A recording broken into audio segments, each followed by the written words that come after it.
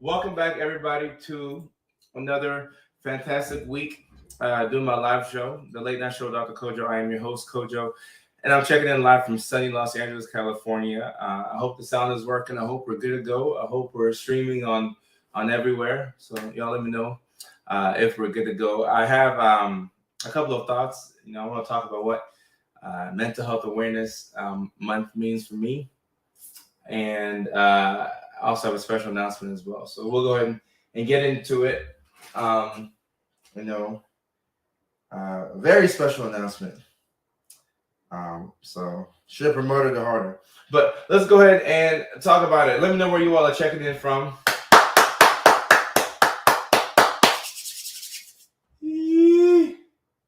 Kendra, what's going on? Brianna, how you doing? I'm here for the comments. Catherine, what's up? Ali, I'm excited to see your excitement. Hatcher, what's up, Hatcher? Checking in from Augusta. I know she's from Augusta. We used to work together. Texas, Canada in the house, Flint, Michigan, North Dakota, Baltimore, Maryland, Pennsylvania, Indiana. Okay, Spring Lake, North Carolina. All right. I look well. I appreciate that. That's a compliment. Yes, special announcement. So before we get into the topic for today, my first documentary / short film is going to be released in 30 minutes. My assistant will post it up for me on Facebook. We'll put it everywhere else, but we'll put it on Facebook first. It's called Strength in Numbers. It's like a thank you to my community, and it's a little bit about me and why I do what I do, and my background story and how I kind of got started into this whole content creation thing. I know I've been on Facebook for half a year, a couple of months, but I've been doing this thing for two and a half, 3 years. So it's like a thank you to my community, and you'll get to know more about me, but also more about what you all mean to me. So I'm excited for y'all to see that. That comes out in 30 minutes from now. So we'll make sure that we can properly welcome that in. Newburgh, New York. Tighten up. Awesome. Leilani, I appreciate you. Thank you so much. So mental health awareness, right? We have this month, and it was May, right? May 2nd. We have this month where we set aside, the time to talk about mental health awareness. And I mean, mental health awareness should be every day, right? But I do think it's important that we have a month where we dedicate, our time and our efforts to highlighting different conditions that people live with, and trying to remove the stigma and shame that is associated with these conditions. And I think that's something that I've done my best to do in these videos. And of course, there's always room for improvement. I know I can, the content can evolve, and we can figure out different ways to get to people, and we can touch on more, different topics. But the goal is to get people to feel a little less alone, right? And in the pandemic, a weird thing happened where, if you were struggling with a certain thing, sometimes you really believe that you struggle with it and it's only you, right? So if you're having embarrassing, intrusive thoughts, right, and you look around and you think that nobody else is having it, you're going to feel like you're weird, right? If you're, having a manic episode and you think that you're the only one that's going through it, you're going to feel alone, right? If you have ADHD and you're overwhelmed, I'm smiling because I can relate to that.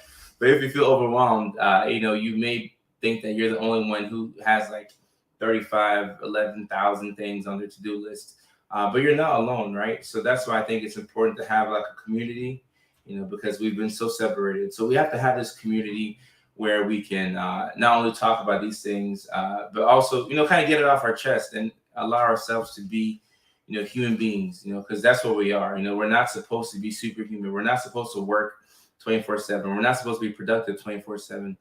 So I'm so grateful that I'm able to do this. And, Mental Health Awareness Month means a lot to me because, even beyond the platform, just as an individual, right, with my own ADHD, it's good to know that, people out there are working to find solutions. People are working to, to put out more research, and that I can learn and read and bring it back to you all. So I'm grateful, for the fact that we have a month dedicated to mental health, and anything that I can do, I'm excited to do it. And, it's going to be interesting to see where we take mental health in the next 2 to 3 years. I got some plans, but I think collectively we're going to do a really good job. So I want to know what you all, I want to know what mental health awareness means to you all. Let me read a couple of comments, and then I want to know what mental health awareness means to you all. From Massachusetts, as a mom and teacher with ADHD, I've been on the struggle bus. Well, Stephanie, I'm on the struggle bus too. Like, I'm sitting behind you. I'm the annoying kid that's sitting behind you on that struggle bus.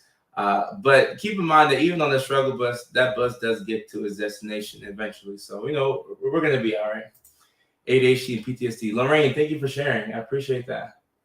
I'm not doing well tonight. Well, Denise, I hope this live makes it a little easier, but keep in mind that tomorrow's going to come, and, hopefully you're curious enough and hopeful that, tomorrow's going to be a better day. Oh, speaking of hope, tonight, I appreciate you. I appreciate you. Mental health stigma is so deep. Amber, yeah. And I think we're doing that. Like, the 180 some people watching right now, like, we're collectively doing that. Mario, yeah, I appreciate that. Thank you so much, my guy. I appreciate you. All right. Happy Mental Health Awareness Month. Sarah, I appreciate you. Thank you so much. Hatcher, this means a lot to me, Hatcher. I really appreciate this, and I work with Hatcher back at, the psychiatric hospital back in Georgia. And we used to, not to get too sidetracked, but we used to, work second shift, and you have the patients come in there. Like, you have some guys and girls that hadn't slept in days, right? Maybe they're manic, or maybe they're psychotic, and they're hearing voices and, all kinds of things. And, to be somebody who could go into that environment and just be calm, like, I think is a skill to be calm, right? And Hatcher and me and all of our coworkers, like, we curated that skill, and we did our best to help out those patients. So I always think, sometimes I'll just be like in the drive-through, and I'll be thinking about a certain patient who said something to me. So you forget names, but you never forget the faces. So I look back at my time in the psychiatric hospital with a lot of really, really good memories. So Hatcher, I miss you. I love you. Hope you're doing good. Cheryl, I appreciate you. Thank you so much. I appreciate you. Thank you so much. Mamita is struggling with depression very bad right now, and since watching the live feeds, at least I know I'm not alone. Mamita, I'm happy, and that's one of the good things about this live stream. Like, you're not alone. You're not the only person who is depressed, or very bad depression. Keep in mind, depression is like one of the biggest things that keeps people out of work. Like, with depression, like, you're gonna lose money. You won't be as productive. So, like, depression affects you, like, all over. So there's a lot of people who are struggling with what you're struggling with, and we're all working together to find a better solution, right? We don't have to solve everything in a day, but we can get a little bit closer each and every day. James, hey, I appreciate that you want to be a therapist to help others that are struggling.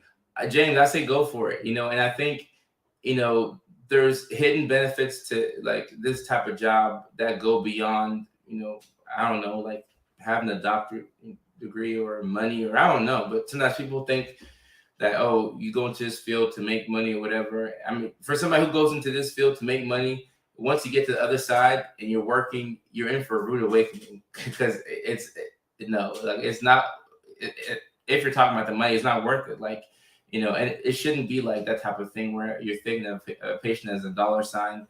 But if you really care about the job, on some days you're going to be burnt out.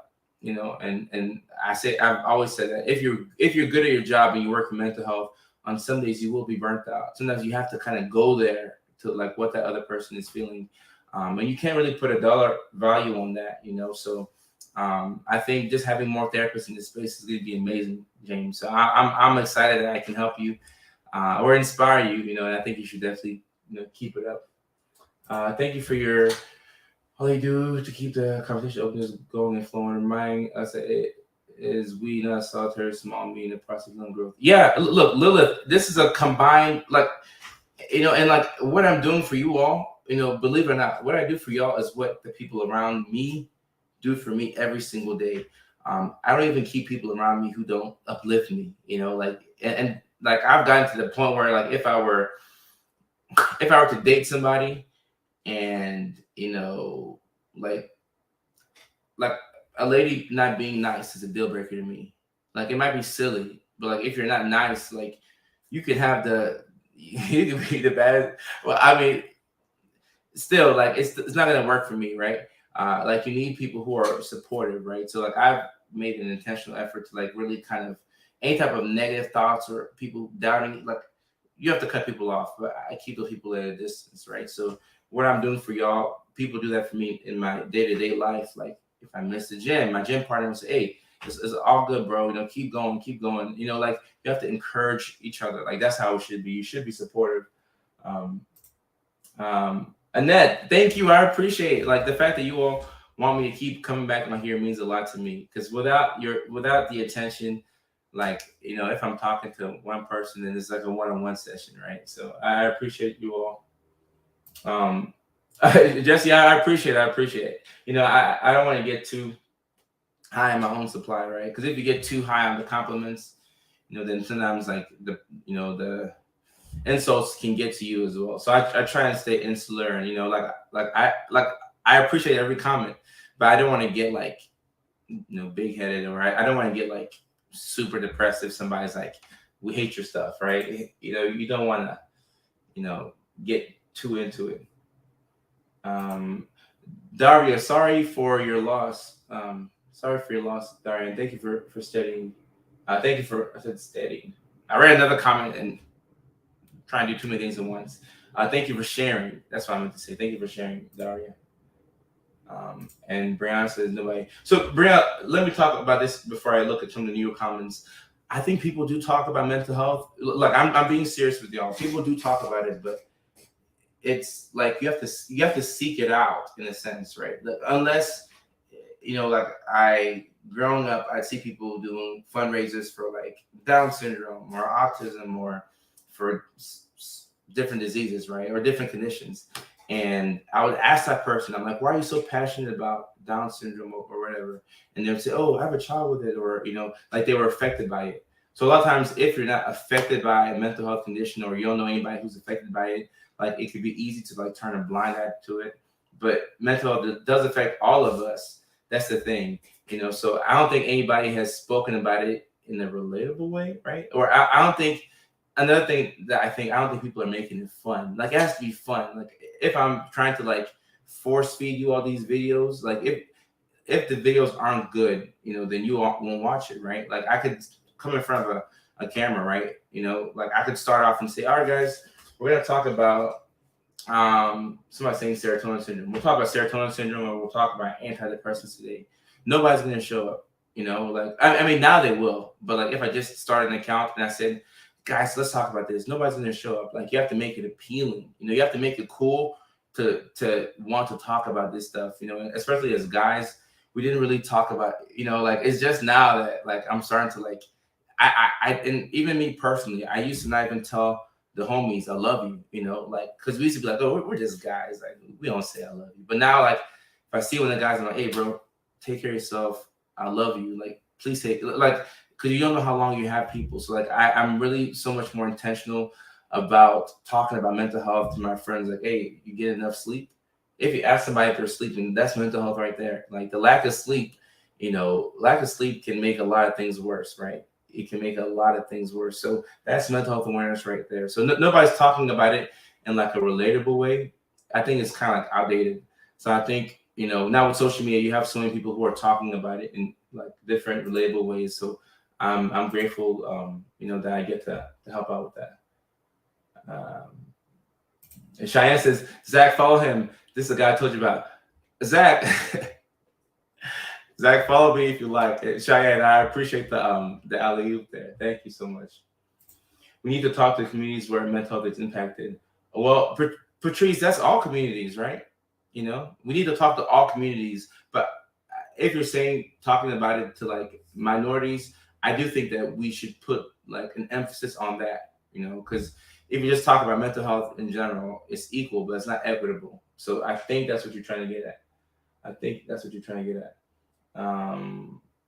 Your videos have showed me, have helped a lot, showed me a lot of my actually getting sober. I didn't know my issues while I was using. Travis, I appreciate this, and I think a lot of times as guys, I've spoken a little bit about how depression could be different for guys, but like, guys, I hate to stereotype anything, but sometimes with men, like we're just working, like all we know is work, provide for the family, make sure the kids straight, whatever, right? So you sometimes may neglect yourself, and you don't know it until like you start to like drink a little bit extra, like you should have a couple of drinks every week, and have a couple of drinks every day, and one thing leads to another. And I think it's important to put out the content in a relatable method, right? So I'm happy that I'm happy. I'm thankful for Facebook Reels. I'm thankful for Instagram Reels, TikTok, YouTube, all the platforms. I'm happy that I was able to figure out a way to get the video to you. Because algorithms work in the ways that they work, but I'm happy that you saw it. And sometimes I tell myself like, am I really reaching the guys? So I'm happy that I was able to get to you. Mental illness is a silent pandemic. Yeah. And that's why we have to get louder about it. Patrice is not discussing minority. Patrice, I was just having a convo with friends about this. It's not talked about in minority communities, right? So, I'm doing my best to be as versatile as possible. Like we have the documentary coming out tonight. Maybe you like film, right? Maybe that'll reach minority communities. If it doesn't, that's fine. I'll go back to the drawing board. We have I have an album coming out next week with my younger brother, right? So sometimes if you put some words over a hot beat, you can go far, right? That might get to the minority communities, right? If it doesn't, it's all good. I'll go right back to the drawing board. Like I'm gonna crack it sooner or later. And if not, then maybe I inspire the next person who comes around to make that change. On my fiance's Facebook, I have ADHD. Some things I didn't even understand myself. And you touched based on so much of the topics that I never even thought to correlate my ADHD diagnosis. I was diagnosed with PTSD and maybe. Ronnie, keep going. Like I think sometimes people see like PTSD or MDD and ADHD, and they're like, "Damn, my life is over." And that thought probably didn't come from you. That thought probably came from somebody else. I'm not saying that it was your doctor or somebody, but somebody probably kind of told you that because you have these things, like you're gonna have like a lower quality of life. And I don't agree with that. You can have everything that you stated here and still live a good life, right? It doesn't mean that some days won't be hard than others, right? Like it's a daily struggle, but you can still find the joy and like enjoy life, right? And I think by sharing your story, it helps a lot of people, Ronnie, because if you say, like, let's say make a video, say, hey, my name is so and so, I got PTSD, ADHD, MDD, and this is what I struggle with, but this is how I'm choosing to go on. Then like people are inspired by you, and it's like that whole domino effect. Let me see. Keep going, Ronnie. Hey, shout out to Ronnie. Let's go ahead and give Ronnie the first love of the show.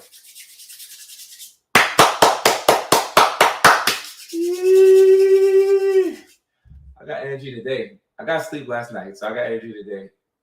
When I don't get sleep, everything sucks. Faith. Good night, Faith. I appreciate you. Thank you so much.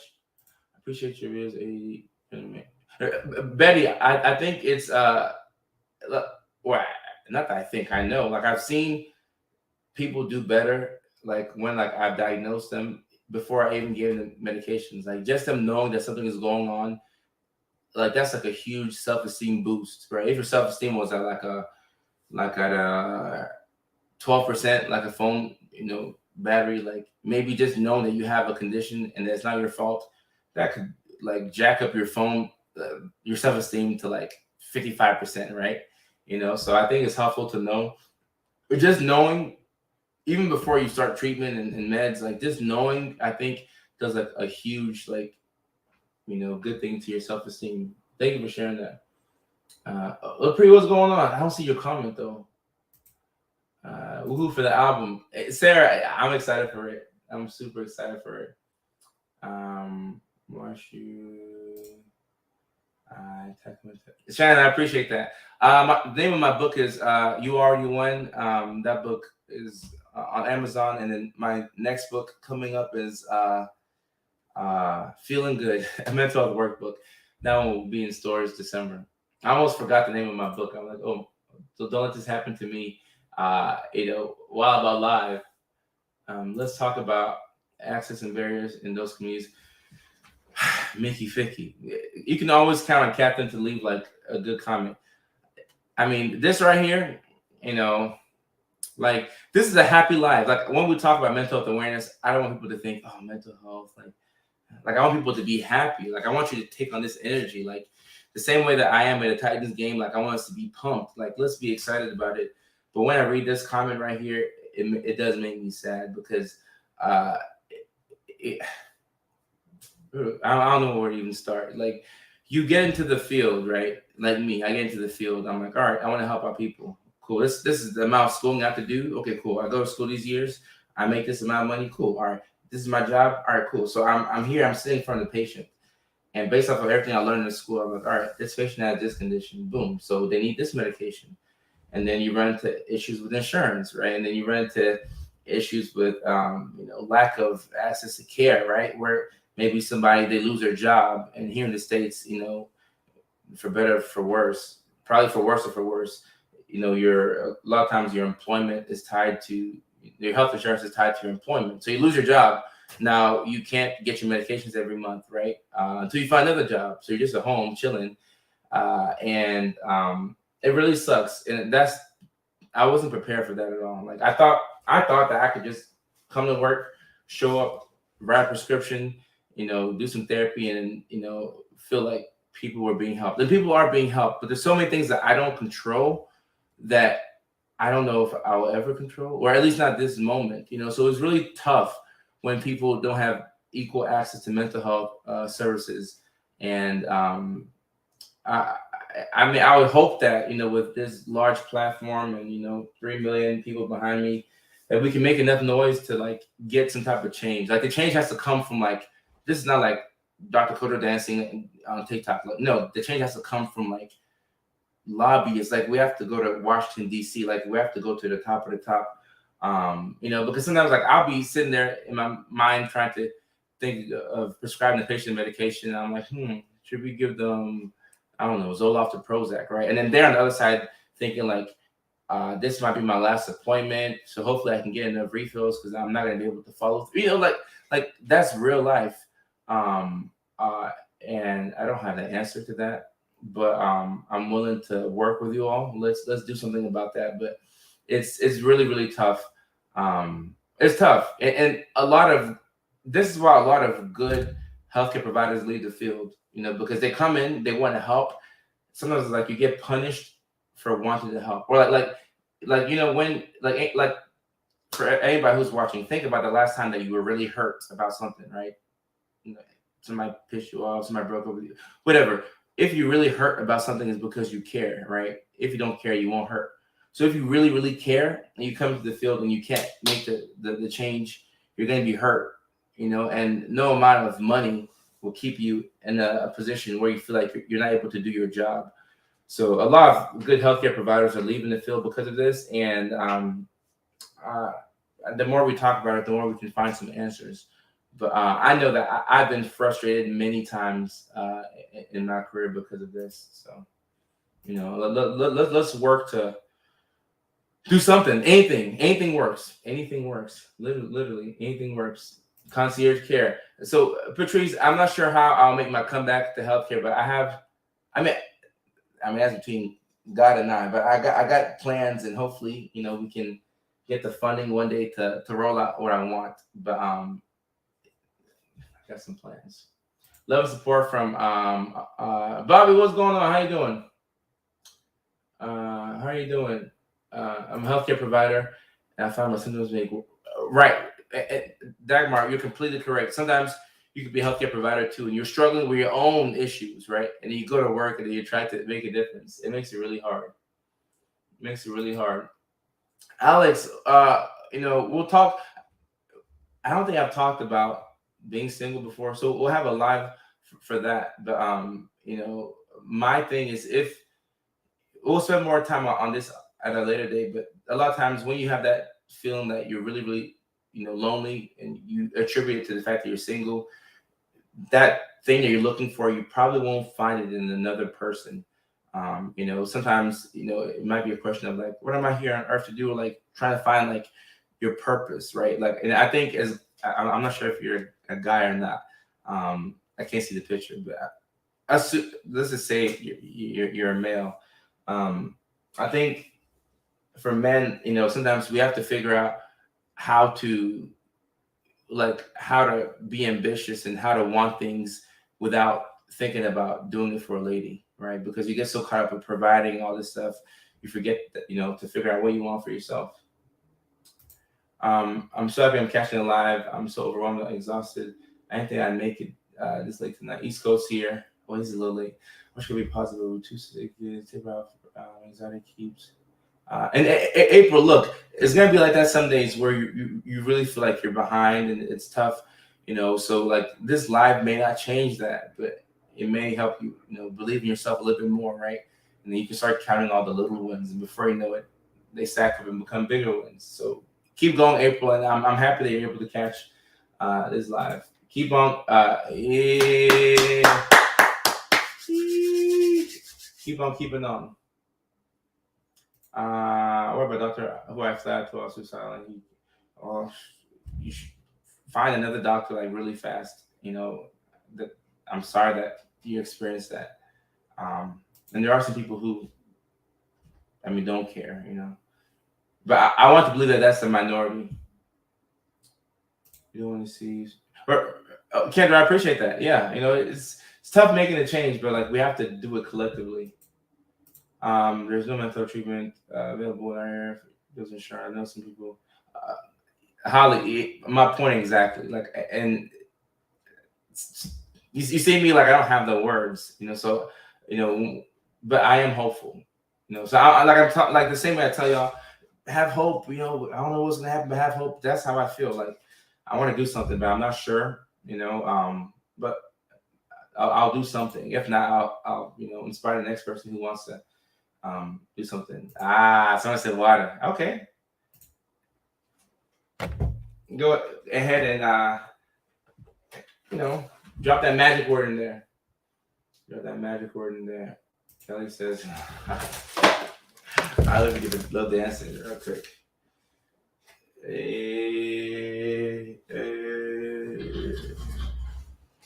That's for Kelly right there.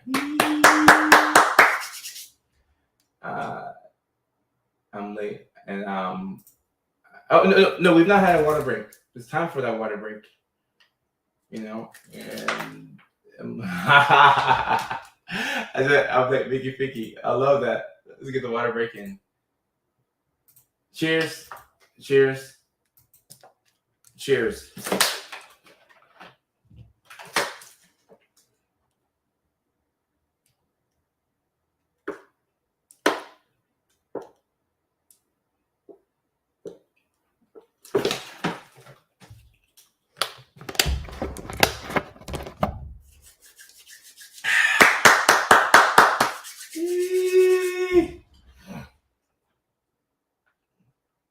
Ooh, Mickey Ficky.